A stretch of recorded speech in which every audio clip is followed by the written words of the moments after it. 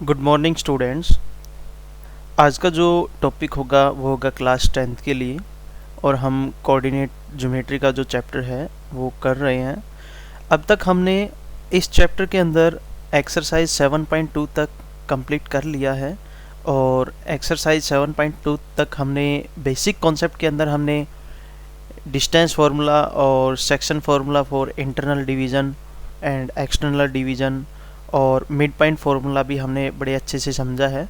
और इनके ऊपर जो क्वेश्चन है 7.2 एक्सरसाइज के अंदर और 7.1 एक्सरसाइज के अंदर जो क्वेश्चन है वो डिस्टेंस फार्मूला के ऊपर बेस्ड हैं। तो इन दोनों एक्सरसाइज को हमने बड़े अच्छे से सोल्व किया है। अब इसे नेक्स्ट जो एक्सरसाइज आती है वो एक्सरसाइज 7.3 है। इसमें बस हमारे पास एक ही फॉर्मूला आता है, how to find the area of the triangle if the 3 vertices are the given. तो इस एक्सरसाइज के अंदर हमने क्या करना है, हमारे पास कोई भी 3 वर्टेक्स गिवन मिलेंगे और उन वर्टेक्स की हेल्प से हमने जो ट्रायंगल जो बनेगी उस ट्रायंगल का हमने एरिया जो है फाइंड आउट करना है। तो फिर सबसे पहले हम ट्रायंगल का एरिया निकालने का जो फॉर्मूला बनता है वो हमारे पास क्या है। मैंने क्या लिया कि मैंने एक ABC एक ट्रायंगल लिया, ABC बी एनी ट्रायंगल। इसमें टॉप में जो पॉइंट है ये पॉइंट मैंने A लिया ये पॉइंट मैंने B लिया और ये पॉइंट मैंने C लिया। A पॉइंट के जो कोऑर्डिनेट हैं वो कोऑर्डिनेट माने मैंने x1 y1 और B पॉइंट के जो कोऑर्डिनेट है वो माने मैंने x2 y2 और C पॉइंट के जो कोऑर्डिनेट हैं वो माने x3 और y3। तो अगर इस ट्रायंगल के वर्टिसेस हमारे पास गिवन है तो उस केस के अंदर अगर इस ट्रायंगल का मैं एरिया जो है फाइंड आउट करूंगा तो एरिया निकालने का जो फॉर्मूला मेरे पास होता है वो फॉर्मूला मेरे पास क्या बनेगा, implies that 1/2 x1 into y2 minus y3 plus x2 into y3 minus y1 और plus x3 into y1 minus y2। तो ये हमारे पास फॉर्मूला बनता है कि how to find the area of the triangle if the 3 vertices are the given. अगर 3 vertex हमारे पास क्या है, गिवन है। सेकंड केस में हमसे यह पूछ सकता है कि प्रूव करो जो 3 जो पॉइंट हैं वो तीनों के तीनों पॉइंट हमारे पास कोलिनियर हैं। तो अगर मैं आपको इसी कॉन्सेप्ट से इन तीनों पॉइंट्स को अगर मैं कोलिनियर प्रूव करना चाहूँ तो अगर A पॉइंट मेरे पास शिफ्ट होके इस B लाइन के ऊपर लाई करे तो उस केस के अंदर तो ट्रायंगल का एरिया क्या होगा, इज इक्वल टू 0 होगा, क्योंकि ट्रायंगल का एरिया तो बनेगा नहीं इस केस के अंदर, क्योंकि ये A जो पॉइंट था, A पॉइंट अगर टॉप में है, BC लाइन के अबव है तो एरिया है हमारे पास।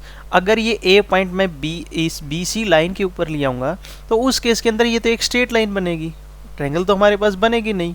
तो ट्रायंगल नहीं बनेगी तो हमारे पास एरिया नहीं होगा, एरिया नहीं होगा तो उस केस के अंदर ये आपके पास रिजल्ट जो है ये क्या आएगा, इज इक्वल टू 0। तो बस हमने यही प्रूव करना है। इस एक्सरसाइज के अंदर जो क्वेश्चन आएंगे वो इन दोनों कॉन्सेप्ट के ऊपर ही बेस्ड मिलेंगे।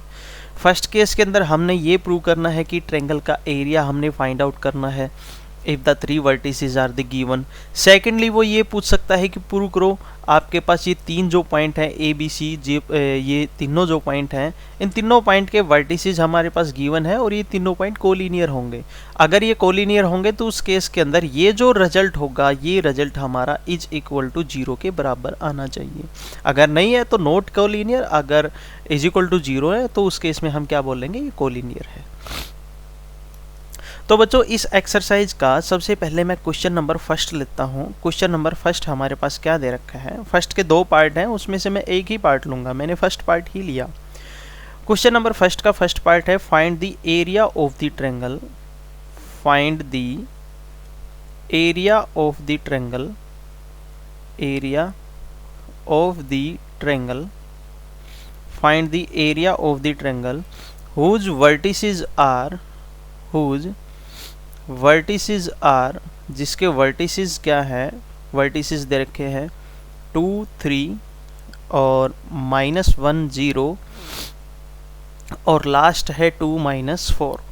तो इसमें मैंने x1 y1 की वैल्यू क्या ली, x1 की वैल्यू 2 और y1 की वैल्यू 3, और ये ले लिया मैंने x2 y2 और ये ले लिया मैंने x3 और y3।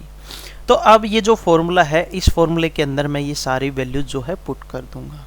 पुट करने के बाद मेरे पास जो एक्सप्रेशन, जो रिजल्ट जो बचेगा, वो रिजल्ट क्या आएगा, x1 की वैल्यू है 2 इंटू 0 प्लस 4, उसके बाद x2 की वैल्यू है मेरे पास माइनस का 1, तो -1 इंटू -4 -3। आफ्टर दैट x3 की वैल्यू मैंने पुट की 2 और y1 माइनस y2, y1 की वैल्यू है मेरे पास 3 और y2 की वैल्यू है 0। बस इस रिजल्ट को हमने सोल्व करना है 1/2।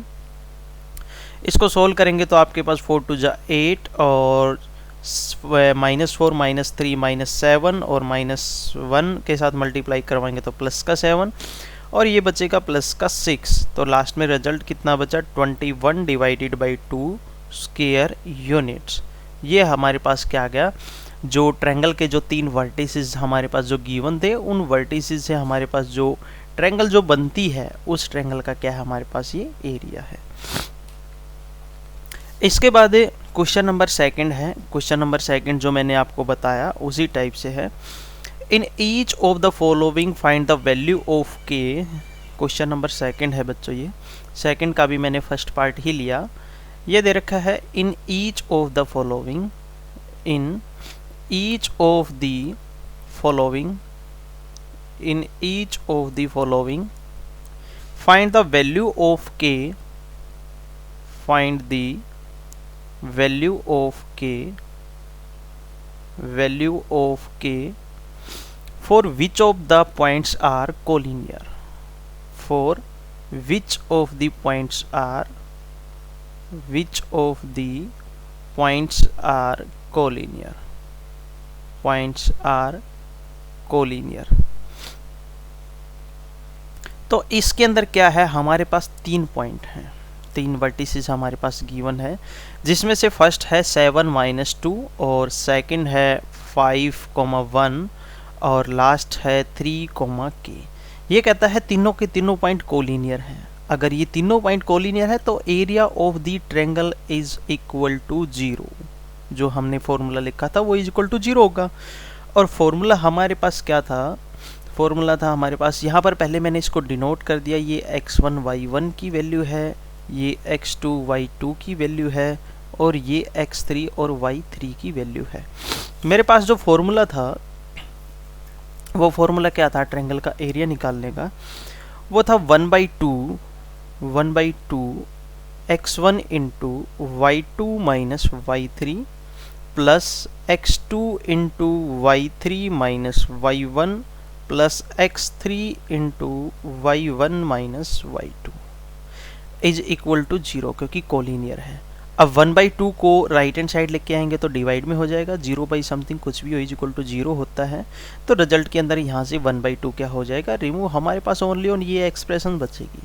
अब इस एक्सप्रेशन के अंदर हमने x1 y1 x2 y2 और x3 y3 की वैल्यू पुट करके इसको सोल्व करना है। तो 7 इंटू 1 माइनस के प्लस 5 इंटू के प्लस 2 और उसके बाद प्लस का 3 इंटू -2 और -1, मैंने इन सभी की वैल्यूज पुट कर दी और इज इक्वल टू 0। उसके बाद 7 - 7 के और यहाँ पर बचेगा आपके पास 5k प्लस 10 और -9 इज इक्वल टू 0। अब के की जितनी भी टर्म थी उनको मैंने ऐड कर दिया, ये बचेगा -2k और plus 8 is equal to 0, then 2k is equal to 8, then the value of the k is equal to 4। तो k की वैल्यू हमने यहाँ पर फाइंड आउट करनी थी, वो k की वैल्यू हमारे पास क्या आ जाती है, 4 आ जाती है। उसके बाद बच्चों क्वेश्चन नंबर 3, 4 और 5 ये आपने ट्राई करके देखना है। बहुत ही सिंपल से क्वेश्चन है सारे के सारे। अगर इन क्वेश्चनों में आपको कोई प्रॉब्लम हो तो कमेंट सेशन के अंदर आप कमेंट करके पूछ सकते हो, नहीं तो फिर इसके बाद जो हम नेक्स्ट जो चैप्टर स्टार्ट करेंगे वो नेक्स्ट चैप्टर हमारे पास होगा इंट्रोडक्शन ऑफ ए ट्रिग्नोमेट्री हम कर चुके हैं, इसके बाद some application of a trigonometry, और उसके बाद शायद हम अर्थमेटिक प्रोग्रेशन का जो चैप्टर है वो चैप्टर हम स्टार्ट करेंगे। अर्थमेटिक प्रोग्रेशन काफ़ी इंटरेस्टिंग टॉपिक है, करने में मज़ा आएगा। और ये जो अर्थमेटिक प्रोग्रेशन का जो चैप्टर है, ये चैप्टर कंपटीशन एग्ज़ाम में भी इनमें से क्वेश्चन पूछे जाते हैं। तो जो कंपटीशन एग्ज़ाम है उनके क्वेश्चन को करने में भी आपकी हेल्प करेगा। तो नेक्स्ट जो चैप्टर होगा वो नेक्स्ट चैप्टर हमारे पास होगा अर्थमेटिक प्रोग्रेशन का। तो जो नेक्स्ट जो वीडियो लेक्चर होगा, नेक्स्ट वीडियो लेक्चर के अंदर हम अर्थमेटिक प्रोग्रेशन का चैप्टर जो है वो स्टार्ट करेंगे। तो बच्चों आज के लिए बस इतना ही। Thank you, have a nice day.